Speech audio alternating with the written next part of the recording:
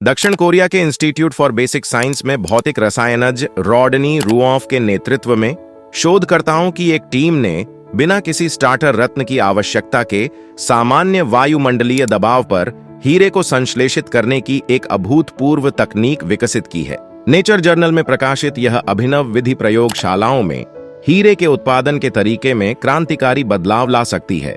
परंपरागत रूप से प्राकृतिक हीरे अत्यधिक दबाव और तापमान के तहत पृथ्वी के मेंटल के भीतर बनते हैं।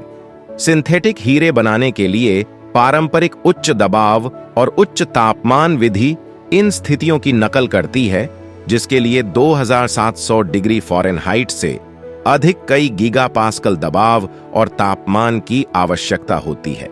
हालांकि यह विधि जटिल है, समय लेने वाली है और अपेक्षाकृत छोटे हीरे बनाती है।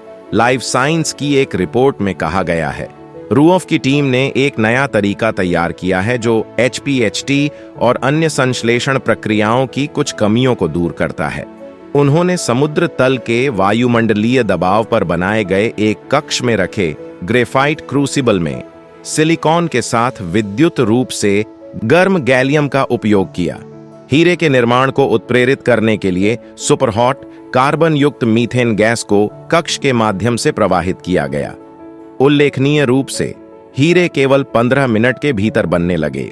शोधकर्ताओं ने पाया कि गैलियम निकल लौह मिश्रण, जिसमें थोड़ी सी सिलिकॉन भी शामिल है, हीरे की वृद्धि को उत्प्रेरित करने के लिए इष्टतम है। 2.5 घंटे के भीतर एक अधिक पूर्ण हीरे की फिल्म बन गई, जो काफी हद तक शुद्ध थी, लेकिन इसमें कुछ सिलिकॉन परमाणु थे। हालांकि नई विधि की अपनी चुनौतियां हैं। उत्पादित हीरे छोटे होते हैं, HPHT द्वारा बनाए गए हीरों की तुलना में बहुत छोटे, जो उन्हें आभूषणों के लिए अनुपयुक्त बनाते हैं। फिर भी इन छोटे हीरों में पॉलिशिंग और ड्रिलिंग जैसे तकनीकी अनुप्रयोग हो सकते हैं।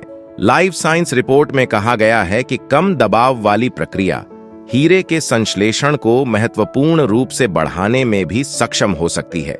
हीरे बनाने की प्रक्रिया की बारीकियों का अभी भी अध्ययन किया जा रहा है, लेकिन टीम का मानना है कि तापमान में गिरावट मीथेन से कार्बन को क्रूसिबल के केंद्र की ओर ले जाती है, जहां यह हीरे में मिल जाता है। सिलिकॉन कार्बन के चारों ओर क्रिस्टलीकरण के लिए बीज की तरह काम करता है, क्योंकि इसके बिना कोई हीरा नहीं बनता।